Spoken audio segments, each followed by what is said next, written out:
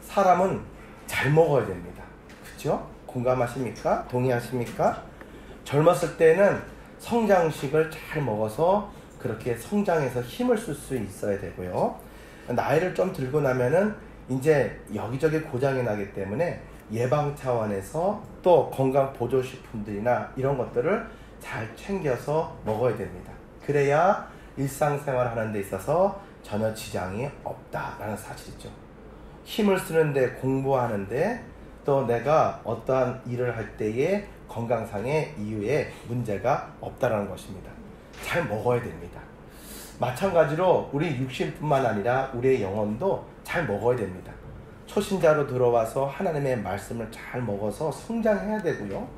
그리고 난 이후에 사람이 살아가다 보면 여기저기 원하지 않아도 아픈 데가 나오는 것처럼 우리의 삶 속에 문제의 연속 아니겠습니까? 원하지 않아도 믿는 자에게도 위기는 다가오고 고통의 순간은 다가온다. 유혹의 순간은 다가온다. 그때마다 나를 보호할 수 있는 말씀의 그러한 보조식품, 약들을 잘 쌓아서 내 마음의 울타리를 말씀의 성벽으로 쌓아올리는 여러분과 제가 되기를 주님의 이름으로 축원합니다. 모든 열방이 그랬습니다. 동서고금을 막론하고 왕으로 징계하면서 대륙을 넓히면서 곧바로 착수한 일은 성곽을 둘러서 만리장성과 같은 그러한 보호막을 치는 것이었습니다. 우리가 살아감에 있어서도 믿는 자로서 하나님의 축복을 많이 소유한 자로서 악한 모든 세상에 사단에게 빼앗기지 않고 침입당하지 않도록 말씀의 성벽을 쌓아서 우리의 심령과 주신 소중한 축복의 말씀을 지켜보아하는 여러분과 제가 되기를 주님의 이름으로 축원합니다. 우리는 복을 좋아합니다. 상당히 좋아하죠. 특별히 믿는 자들은 축복을 사모합니다. 그런데 이 복 있는 사람은 어떤 사람이냐? 하나님의 말씀을 주야로 묵상하며 말씀의 성벽을 쌓는 자라는 것이죠. 그러면 말씀의 성벽을 쌓는 자, 하나님과 동행하는 자는 어떠한 축복을 얻게 되느냐? 그 축복의 이름은 다른 말로 말하면 형통하리로다. 그가 하는 모든 일에 가로막힘이 없을 것이다. 문제와 난관들은 있지만 하나님이 함께 하시고 말씀으로 믿고 나가는 자, 그 앞에 여리고성이 무너져 내리고 홍해가 갈라졌던 것처럼 모든 문제와 대적들은 사라지게 되는 줄로 믿으시기 바랍니다. 그 무엇보다도 말씀은 내 안에 있는 내 마음을 지키는 데도 필요하고 또 외부적으로 우리들에게 위협하는 대적들을 쳐서 멸하고 승리하는 데도 필요하다라는 것이죠. 한 여공사님이 상담할 때 이런 말씀을 하셨습니다. 어떤 목사님에게 들으니까 이런 이야기를 했대요. 목사님, 우리 교회 너무 좋잖아요. 목사님 설교가 너무 은혜로워서 참 좋습니다. 교회도 크고 마음에 들고 참 교인들도 다 좋은 사람들이고 교제도 너무 좋고 너무 좋습니다. 그런데 이상한 거는 그럼에도 불구하고 여전히 제 마음은 공허하고 힘들어요. 그 순간뿐이고 돌아서면 공허하고 힘들어요. 왜인지를 모르겠어요. 원인을 알지 못하겠어요. 이러한 상담을 했더라는 것입니다. 이 예화에 나타난 성도님과 같은 마음을 갖고 있는 성도들이 의외로 많습니다. 교회 안에도 많습니다. 왜 그럴까요? 왜 이렇게 될까요? 이유를 알 수가 없어요. 원인은 하나죠. 하나님을 직접 만나지 못했고 그 시간을 잃어버렸기 때문인 줄로 믿습니다. 그래서 주님이 내 안에 내가 그 안에 거함으로 말미암아 누리는 평안과 안식과 확신이 없으면 내가 채우고 이것저것 세상 것들로 채워도 여전히 목마름과 갈급함은 끊어지지 않고 무엇으로도 채울 수 없음을 우리는 고백하고 있다는 것입니다. 우리는 말씀 가운데서 하나님을 만나야 되고 말씀을 통해서 나와 함께 하시는 하나님을 느낄 수 있는, 그래서 담대하게 그 모든 문제를 향하여 그들은 우리의 밥이다, 하나님이 나와 함께 하시면 믿음을 고백했던 갈렙이 되어야 되고, 주 만군의 여호와 이름으로 내게 가노라 선포하였던 다윗과 같은 하나님의 일꾼들이 되어야 될 줄로 믿습니다. 우리는 가끔가다 유적지, 성지순례나 뭐 이런 데 있지 않습니까? 그런 데를 돈을 모아서 갑니다. 해외에 그러한 유적지들을 관광객으로 나가게 된다는 것이죠. 그런데 그 해외에 나가가지고 가이드의 이야기를 아주 잘 듣습니다. 그리고 난 다음에 말합니다. 실컷 가이드가 설명하고 난 이후에 자, 이제 다음 장소로 이동하겠습니다 라고 이야기하는 가이드가 있다고 한다면 그 가이드 몇 점 주시겠습니까? 아무리 자기가 말을 디테일하게 잘했다고 할지라도 그 가이드는 빵점입니다. 왜입니까? 그거 뭐 설명만 들으려면은 책을 보든지 다큐멘터리나 뭐 이런 것들을 바라보고 말지 돈 들여가지고 여기까지 올 이유가 없다라는 거예요. 유적지를 바라보게 되면은 그냥 그루터기만 있고 돌멩이들만 가득 있어요. 설명을 안 해주면 몰라요. 흙과 돌밖에 없어요. 그런데 설명을 잘 듣고 난 다음에 그 다음에 가이드는 이런 시간을 주어야 됩니다. 자, 이제 이 주변을 둘러보시면서 설명하신 것을 마음에 담아두시면서 이제 그것을 느껴보시고 한번 생각해 보십시오. 시간 얼마큼 드립니다. 이렇게 이야기를 해야 되는 거예요. 그리고 그 유적지를 만지면서 여기가 그랬단 말이지. 그러면서 그리는 거죠. 여기 이렇게 사람들이 많이 다니고 여기 이런 문명이 있었다 이거지. 하나님이 이렇게 이곳에서 우물이 있었단 말이지. 여기서 예수님이 태어나셨단 말이지. 이걸 느껴보면서 감동을 받아야 되는 거죠. 사람은 어느 때 변화가 있냐면, 어느 때 열매를 맺히냐면 알아서가 아닙니다. 아는데도 안 될 때가 많아요. 아는 게 문제가 아니에요. 감동을 받지 못해서 그래요. 사람이 움직이는 거는 몰라서가 아니라 감동을 받지 못하고 결단을 받지 못하고 도전을 받지 못해서라는 사실이죠. 신앙생활에서 많이 알아봐야 말씀뿐밖에 되지 못합니다. 말 잘하는 사람밖에 될 수가 없다는 것이죠. 우리는 그 주님의 숨결을 느끼게 되고 성령님의 임재를 느끼게 되고 그 자리에서 나와 함께 하시는 하나님을 만나는 은혜가 있기를 주님의 이름으로 축원합니다.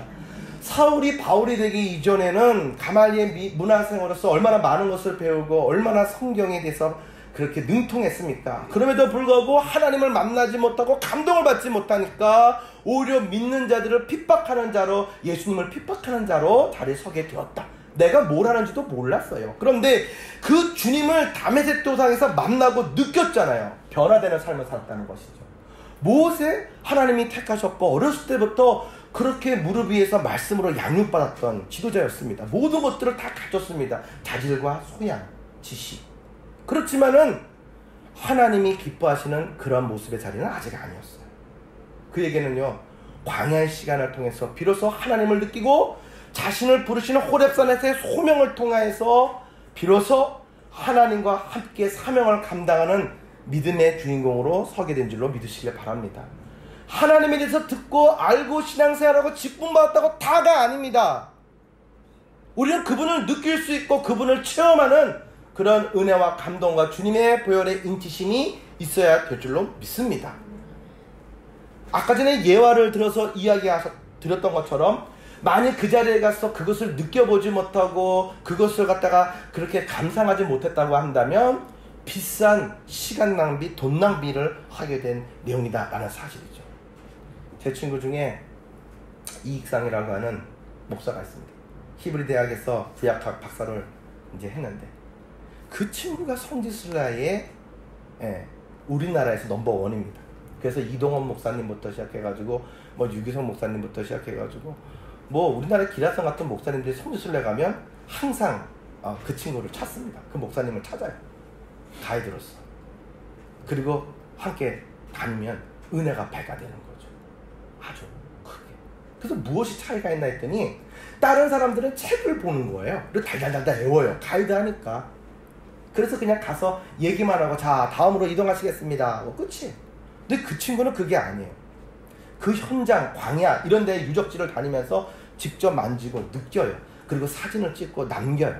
그리고 자기의 언어로 그렇게 그 모든 것들을 정리해서 이야기를 하니까 감동이 되는 것이고 또 자기가 느꼈던 방법과 가이드라인으로 도전을 주고 사람들을 인도해서 그곳에서 큰 감동을 받게 하니까 모두가 다 그 여행의 의미를 느끼고 그 사람을 찾게 되더라. 그리고 다녀와서는 성경을 볼 때나 신앙생활 할 때 더 많은 도움, 유익함을 받게 되더라. 신앙생활 내 생각과 내 의지대로 하는 거 아닙니다. 하나님의 도우심과 성령의 감동을 느끼면 내게 능력 주시는 자 안에서 모든 것들을 감당하게 되는 줄로 믿으시기 바랍니다. 따라서 우리는 말씀의 성벽을 쌓아야 되고 그 말씀 가운데 계시는 하나님의 부르심 콜링을 경험해야 될 줄로 믿습니다. 하나님께서 항상 현장에서 부르시는 감동을 경험할 때 하나님은 말씀으로 모세부터 시작해서 모든 이들 사사들을 부르실 때도 그렇게 부르셨다라는 것입니다. 오늘 여러분과 저에게 그러한 은혜가 있기를 주님의 이름으로 축원합니다. 마찬가지로 어떤 교회가 목사가 되어야 되느냐, 저는 생각해 볼 때 목사는 설교자라는 사람이 아니라고 생각을 합니다. 성도들이 하나님을 만날 수 있도록 그렇게 설명을 해주고 설교를 해주고, 그리고 하나님과 만날 수 있는 그런 공간과 시간을, 그 광야의 자리를 제공하고 안내하는 사람, 그 사람이 목회자입니다. 성도가 성장하는 것은 은혜로운 말씀을 많이 듣고 성경을 많이 읽고 선행을 많이 해서 성도가 성장하는 게 아닙니다. 그랬다면 한국교회는 벌써 난리가 났어야죠. 그게 아니에요. 여러분, 하나님 앞으로 나아가 하나님을 체험하는 여러분과 제가 되기를 주님의 이름으로 축원합니다. 코람데오, 하나님 앞에선 단독자로, 예배자로 하나님의 부르심에 합한 말씀의 성벽을 이루어 가시기를 간절히 축원합니다. 여러분, 이스라엘 백성들이 그 나라를 잃어버렸다가 느헤미야 때 다시 그 성벽을 재건하지 않습니까? 성벽을 재건하지 않으면 그냥 이런 사람 저런 사람 다 들어와서 함부로 노략질하고 함부로 막 합니다. 그래서 내 거를 지키기 위해서 우리는 무엇을 하느냐? 바로 성벽을 쌓는다. 방어벽을 쌓아서 소중하게 여긴다. 우리의 재산을 위해서도 그러할진데 내 안에 하나님이 선물로 주신 소중한 믿음을 위해서 우리는 얼마나 말씀의 성벽을 쌓고 우리는 지켜 힘쓰고 있는가? 무릇 지킬 만한 것보다 너희의 마음을 지키라고 말씀하셨는데, 그 마음을 이 세상의 부귀영화와 그 모든 다른 것들로 성벽을 쌓는 것이 아니라 하나님이 주시는 말씀으로 내 마음을 지키고 성벽을 쌓는 모두가 되기를 간절히 축원합니다. 목사는 성도를 예배자로 인식을 해야지 자신의 설교를 들어줄 청중으로 인식하면 안 돼요. 그러면 빵점짜리 가이드랑 다를 바가 하나도 없다. 내가 준비를 해서 감동을 주겠다, 내가 설교를 해서 이해를 시키겠다 라는 생각을 가지고 설교를 한다면 그 사람은 하나님의 종이 아닌 것입니다. 그리고 그 설교를 준비하는 목사는 강박증에 시달리게 될 것입니다. 너무 힘드니까. 그리고 이내 실망하는 사건들을 통해서 해도 안 된다라는 생각을 갖게 될 것입니다. 여러분, 하나님의 말씀을 전하고 증거하는 데 있어서 책임은 성령께서 그 말씀으로 그 심령을 수술하시고 변화시키시고 열매 맺게 하시는 줄로 믿으시기 바랍니다. 나는 하나님께 기도해야 되는 것이죠. 하나님, 제가 무엇을 어디서 어떻게 외쳐야 하겠습니까? 라고 기도해야 되고, 그 상황과 그 대상을 위해서 하나님이 주시는 준비된 말씀과 감동을 가지고 우리는 때를 얻든지 못 얻든지 나아가 외치는 그런 목사와 성도들이 되어야 될 줄로 믿습니다. 그 결과까지 내가 생각할 필요는 없다라는 것이죠. 그 결과까지 생각하면 두려움과 생각이 복잡해져요. 신앙은 단순해지는 거예요. 복잡한 게 아니에요. 왜 우리의 믿음의 생활 가운데 힘을 발휘하지 못하느냐? 너무 많은 것을 생각하고 짐을 지고 있기 때문에 그렇다. 시작하기 전에 짐을 다 뺀다. 여러분, 주님 앞에 모든 걸 내려놓고 주님이 말씀하시는 그 하나에 집중하는 여러분과 제가 되기를 주님의 이름으로 축원합니다. 오늘 여러분은 왜 말씀을 묵상하십니까? 말씀을 묵상하는 가장 큰 이유 중에 하나를 들라고 한다면 우리는 느헤미야의 일화를 통해서 생각해 볼 수가 있을 것입니다. 위기를 돌파하기 위해서, 승리하기 위해서 말씀의 성벽은 필요하다. 여러분, 위기가 삶 속에 다가올 때가 있는데 그 위기의 빈틈 가운데 사단이 아주 교묘하고 기가 막힌 타이밍에 찾아와서 유혹한다라는 사실을 우리는 잘 알고 있습니다. 여러분, 살아가면서 위기 없는 인생이 어디에 있겠습니까? 위기가 큰 사건과 관련이 될 수도 있고 사소한 내용의 사건과 연관지어 다가올 수도 있지만 분명한 것은 그 위기 가운데서 우리는 심각함을 느낀다라는 사실이죠. 행복을 추구하고 나가는 데 있어서 많은 걸림돌을 경험한다라는 것이죠. 시대가 변해도 학교를 가보게 되면 학생들에게 가르치는 바가 있습니다. 그게 뭘까요? 응급조치법을 가르치는 것이죠. 우리 때도 배웠지만 우리 아이 때들도 배웁니다. 만일 응급처치를 배운 사람이 그렇게 위기 상황 속에 환자를 이렇게 대하면 사람을 살리는 거예요. 그런데 이걸 배우지 않았는데 어떤 사람이 위기 가운데 있다고 해가지고 그 사람을 돕겠다고 나섰다. 뇌출혈이나 뭐 이런 뇌 문제가 있어서 쓰러진 사람을 붙잡고 막 흔들어 깨우면서 막 정신 차리라고 흔든다. 이거 사람 잡는 거예요. 의도는 좋았지만 사람을 잡는 거라는 사실이죠. 준비되지 못한 상황에서 위기 가운데 노출된다는 게 얼마나 크게 위험한 줄 모릅니다. 여러분, 우리의 살아가는 모든 위기의 상황을 위해서 우리는 평상시에 준비를 하고 있고 준비의 중요성을 우리는 잘 안다라는 사실이죠. 사랑하는 성도 여러분, 우리가 이 세상을 살아가며 말씀대로 살아가고자 할 때 악한 세력들의 위기와 도전들이 많을 것입니다. 그것들에 대해서 우리가 이렇게 저렇게 할 수는 없습니다. 그러나 그 모든 상황 속에서 이겨나갈 수 있는 길은 주의 말씀 가운데 우리에게 임하게 되는 줄로 믿으시기 바랍니다. 나의 건강을 위해서 약을 챙겨서 먹으면서 그렇게 나를 보호하듯이 우리는 말씀의 성벽을 쌓아서 위기의 순간들을 승리로 이끌어 가야 된다는 거죠. 간질로 발작을 하는 사람이 있습니다. 그 사람을 급하게 들어가가지고 침대에 눕히려 한다고 한다면 그것도 또 문제가 생기는 것이죠.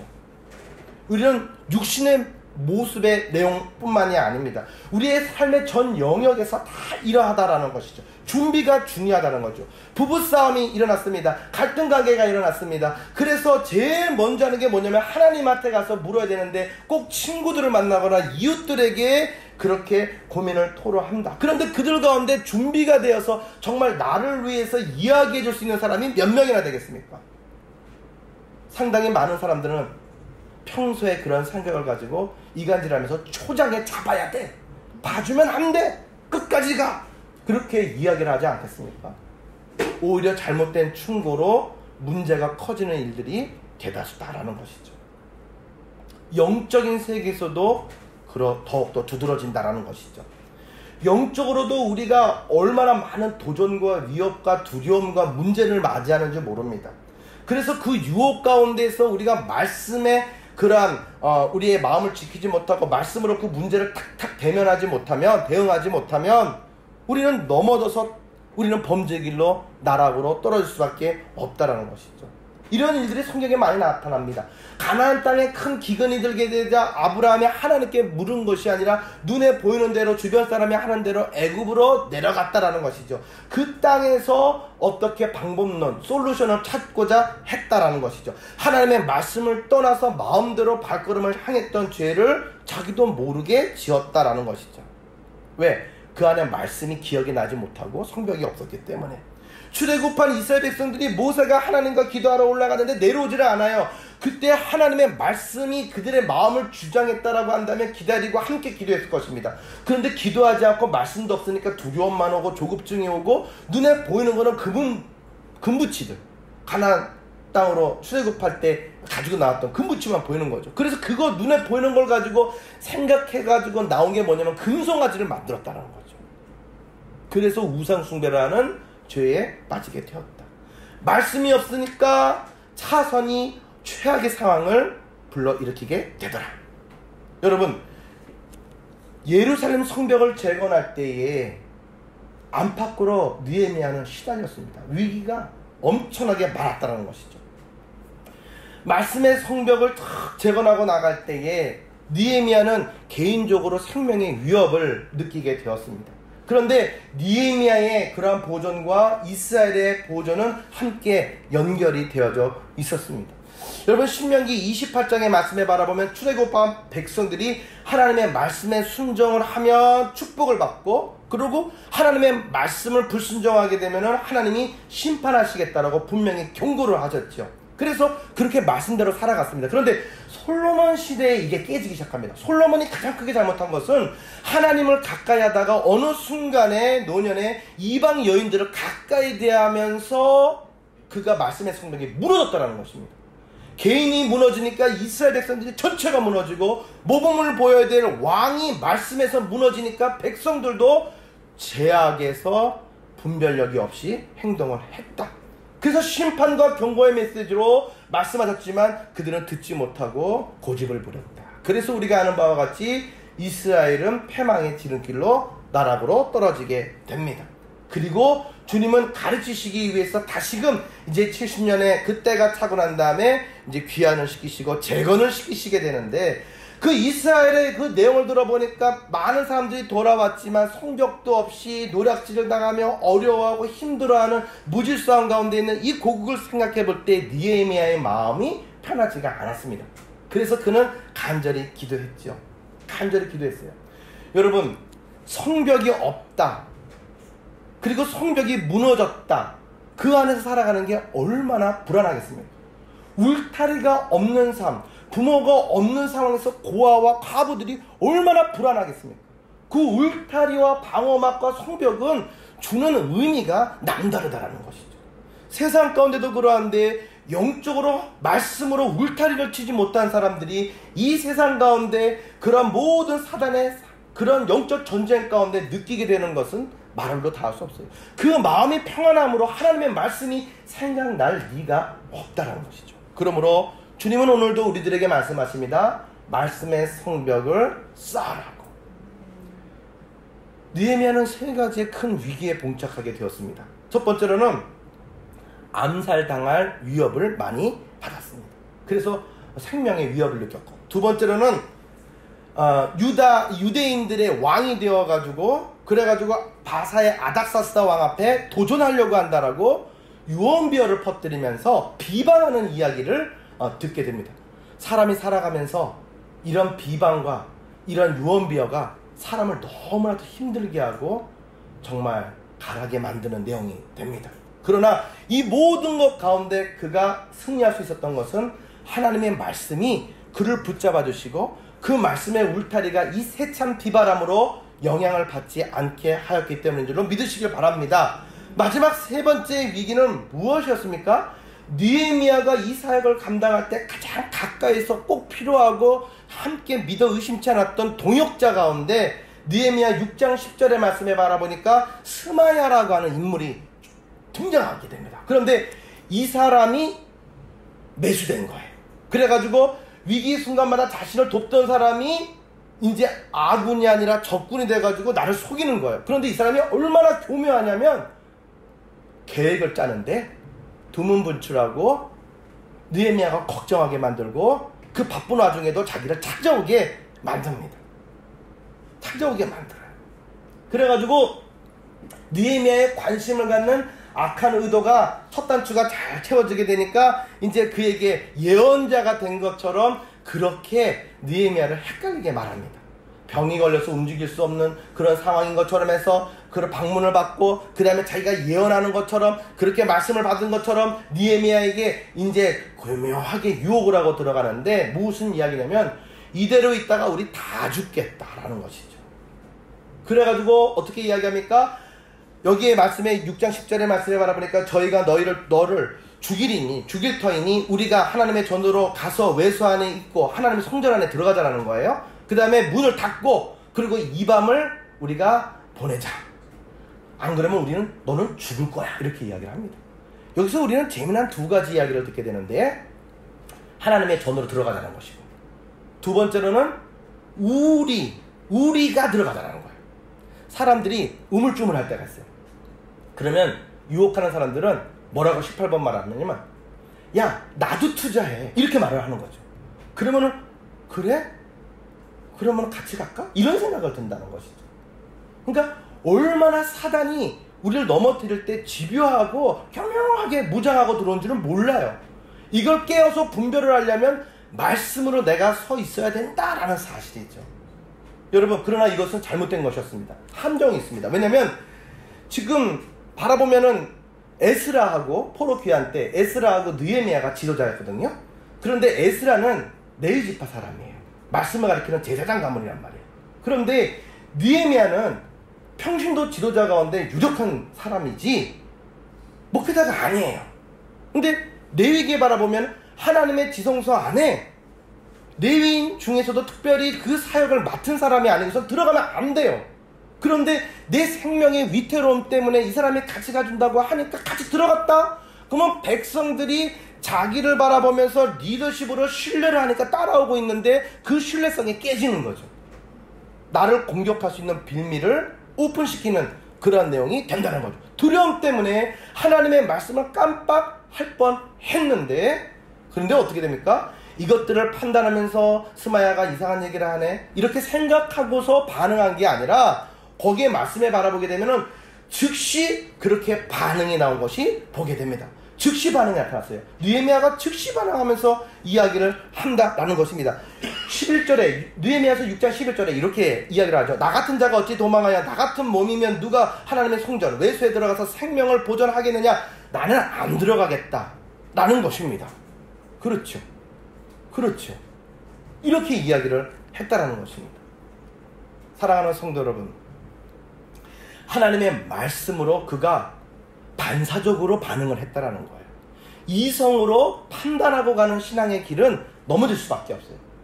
자기가 넘어지는, 논리에 넘어지는 자승자박하는 모습이 된다. 가장 근본적인 것은 하나님의 말씀으로 무장돼서 말씀이 나를 주장하게 하는 삶이 우리에게 이루어지기를 주님의 이름으로 축원합니다. 우리나라가 탁구를 잘합니다. 그런데 탁구를 바라보면 여러분 무슨 생각이 드십니까? 그 조그만 공이 엄청난 빠르기로 스매싱을 하는데 그걸 또 받아요. 서로 주고받고 기가 막힌 거죠. 그러면 상대방이 어떤 식으로 주특기를 공격을 한다, 그리고 그렇게 했다, 이쪽으로 오는구나, 나는 뭘로 받아야지, 머리로 생각하고 방어하면 게임 못합니다. 그 태릉 선수촌에 들어가면 선수들은요, 그 이론이 아니라 그 이론이 몸에 배서 반사적으로 나올 수 있도록 운동을 하는 거예요. 그게 잘 되는 사람, 그 사람이 메달했다는 거죠. 그래서 말씀이 육신이 되어 우리의 삶 속에 로고스가 아니라 레마의 말씀으로 나를 주장하는 은혜가 있기를 주님의 이름으로 축원합니다. 말씀이 진리의 등대가 되어서 나의 생각을 주장하시고 이끌어가시는 말씀의 성벽이 여러분의 삶 속에 있기를 간절히 축원합니다. 느헤미야는 아무리 바쁘고 분주한 가운데도 말씀과 기도를 가까이 함으로 이런 상황을 반사적으로 잘 감당하게 되었다, 거절하게 되었다라는 사실이죠.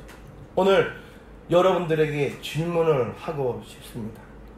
여러분의 말씀 성벽은 견고하십니까? 어느 한쪽이 구멍이 나서 그러한 세상에 그런 여호와 같은 존재들이 들락날락거리며 비방하며 우리를 충동질하고 우리를 헷갈리게 술수를 부리고 있지는 않습니까? 그로 인해서 신앙생활을 하지만 밑빠진 독에 물붓기식으로 여전히 공허함과 갈급함을 느끼고 두려움을 느끼고 계시지는 않습니까? 말씀의 장벽을 힘써서 감당할 때 성령께서 양날이 선 그 말씀의 검으로 우리의 심령 골수를 찔러 쪼개며 변화시켜 두려움을 하나님이 주시는 은혜와 그러한 슬픔의 눈물을 기쁨의 눈물로 변화시키시는 은혜를 경험하게 하여 주실 줄로 믿습니다. 성도가 성도다운 삶을 살아가려면 반드시 말씀의 성벽이 건축되어야만 한다.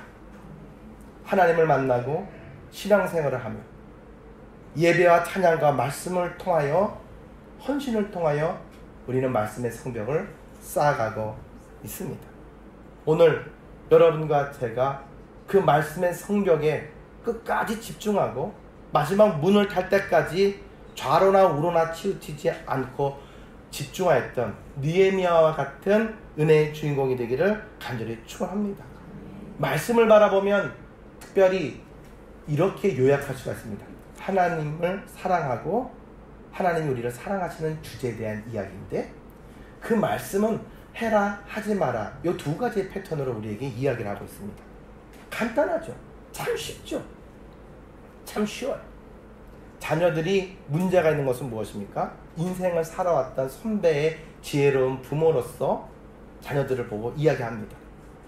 아이들을 내 속으로 낳았고 나도 그 기간을 거쳐왔기 때문에 아이들의 그 기질을 알기 때문에 부모는 미리 말합니다.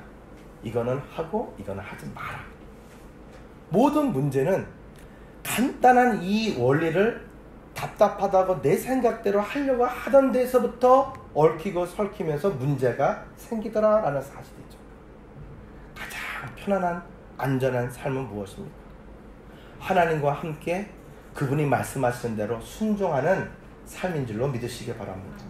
저는 그것을 아름다운 구속이라고 이야기하고 싶습니다. 주님의 신부로서 주님과 함께 주님에 속한 그러한 이 신부들로서 우리가 지켜야 되는 품위가 있고 내용이 있습니다. 우리가 만일 정말 주님을 사랑한다면 그것은 전혀 문제가 되지 않을 것입니다. 아름다운 구속으로 느껴질 것입니다. 그런데 신랑하고 관계가 불편한 상황이면 내가 왜 그렇게 해야 하는데 라고 생각하며 나를 주장하고 내 삶은 어디 있어? 라고 이야기를 하게 될 것입니다. 우리가 주님을 사랑하면 모든 것들이 해결되는데 주님을 아는 것만큼 우리는 주님을 사랑할 수 있습니다. 그래서 성경은 하나님을 알되 힘써 알라고 말씀합니다. 하나님을 힘써 하는 방법은 내 안에 말씀의 성벽을 쌓아 올려가는 것입니다. 오늘 그 말씀의 성벽으로 이 세상을 향하는 우리의 마음이 오염되지 않기를 주님의 이름으로 축원합니다. 그리고 세상과 타협하지 않는 거룩한 그 거룩함이 우리 안에 성령과 함께 보존되는 은혜와 기쁨이 함께 하시기를 주님의 이름으로 간절히 축원합니다. 다 함께 기도드리겠습니다.